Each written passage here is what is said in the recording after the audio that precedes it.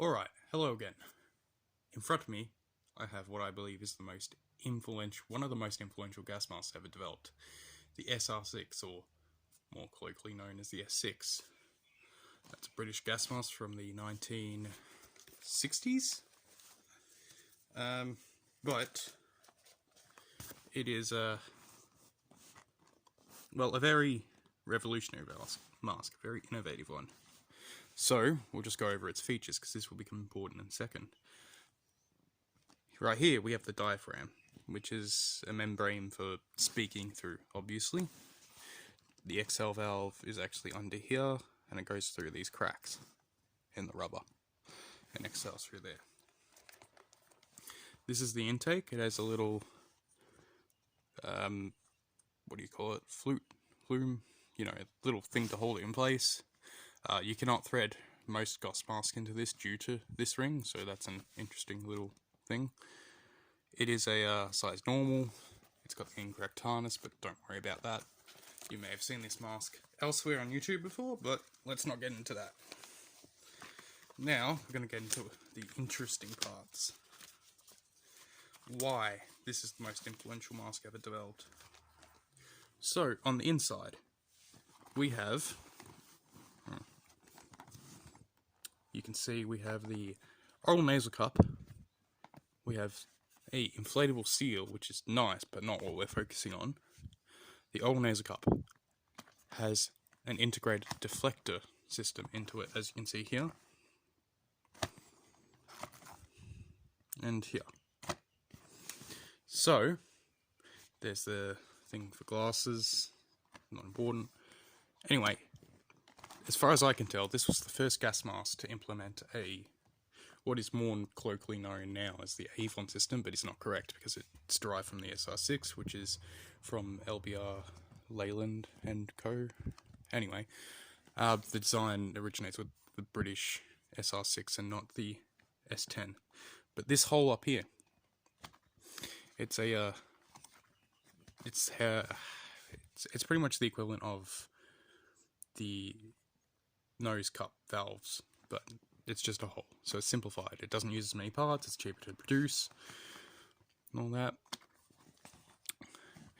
That coupled with this deflector system that goes all the way across here and here, blows air over the lenses quite efficiently and prevents air from being pushed up and out due to resistance. So it goes out the exhale valve instead of fogging up your lenses.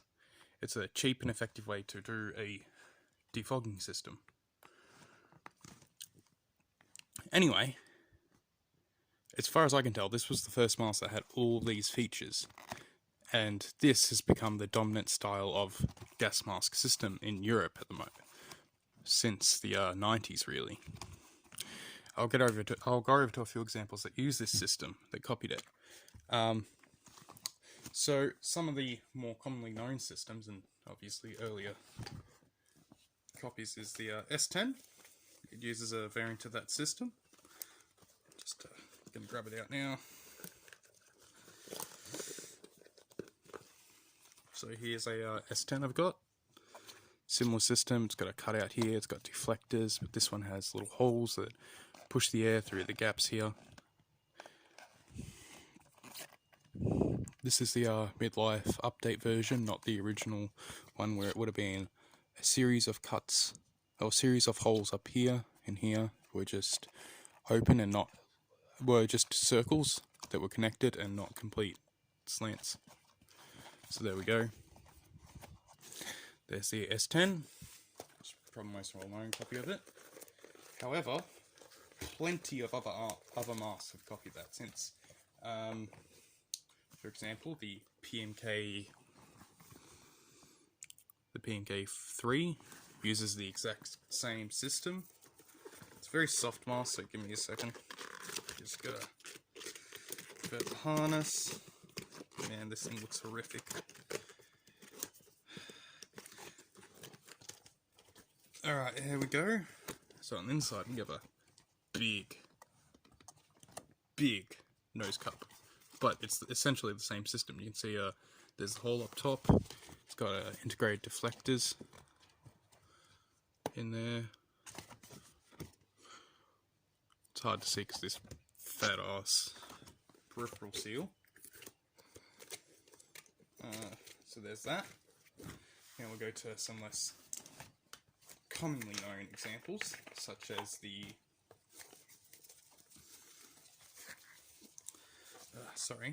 the OM90. Just a moment. Alright, got it. The OM90, or Mirror CM, whatever the fuck they call it. There we go. Same sort of deflector system, but this is probably one of the worst examples of it because it's too long, narrow, doesn't touch the face. All sorts of issues with this. Anyway, the Polish MP6. This isn't an MP6, but it's close enough. Well, I mean, it is an MP6. It's just the early pre-production prototype one, but yeah, same system. It's the SR6, sorry. So you can see the little hole up there, deflectors. And of course, how could anyone forget the FM53?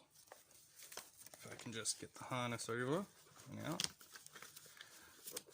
It's funny though, because the prototypes of these didn't use this system. They used traditional nose cut valves, which yeah. So there we go. We can see it in there, hidden down there. Can we? Yeah, there's one. And it's got the.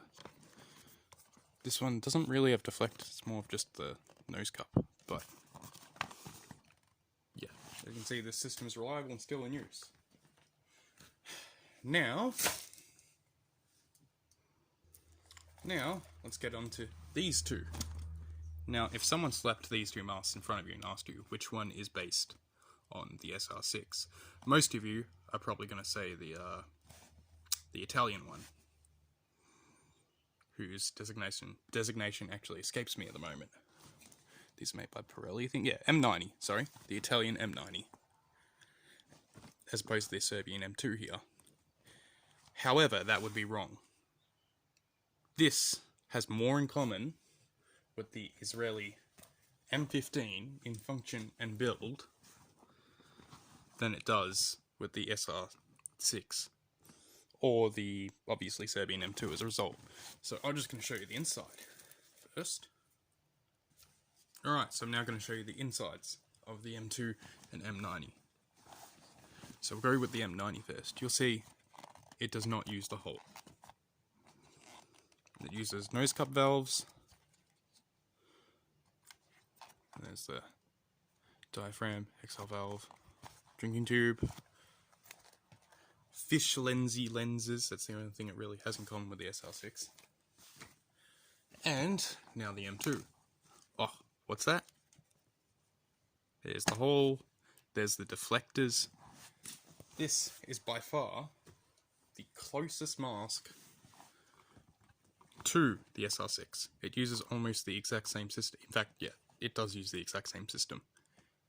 The M2 is based, not quite copied, I guess, copied off the SR6. It is not an M1 copy, it is not an M9 copy, it is an SR6, repackaged to look slightly like an M9. So, as you can see, it's really no question about that. Well, it looks very different on the outside, and while these two might superficially resemble one another, they have very little to do with one another. They do not look like each other. Well, they do not function the same way at all. So, what have you learnt? Don't judge a mask by its looks, I guess, because as far as you know, it might function like a completely different one.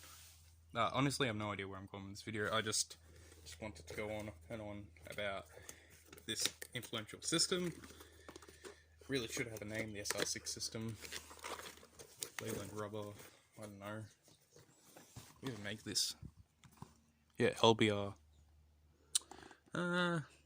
They were a government-run institution at one point, but I think Thatcher privatised them, and during the Thatcher era, they died, which is what ended up probably killing the SR6 mask series, and why they never came to fruition. So, thank you, Thatcher. Thank you for making them rare. I'm not happy about that. Thatcher ruined everything she touched. Anyway, that's enough of that. Just a quick video on the SR6. I say quick, but it's now been 10 minutes, which is awfully long for me. And I'm tired, and I don't know how to end this video. So, goodbye. I hope you take away from this that the SR6 system is good, and you should respect it more. And you shouldn't be calling the M2 a M9 copy. That is a sin. You will go to hell if you ever call this an M9 copy. So, remember that. Tell your friends, spread it around, stop calling it an M9 copy. Anyway, that's all. Thanks for watching. Goodbye.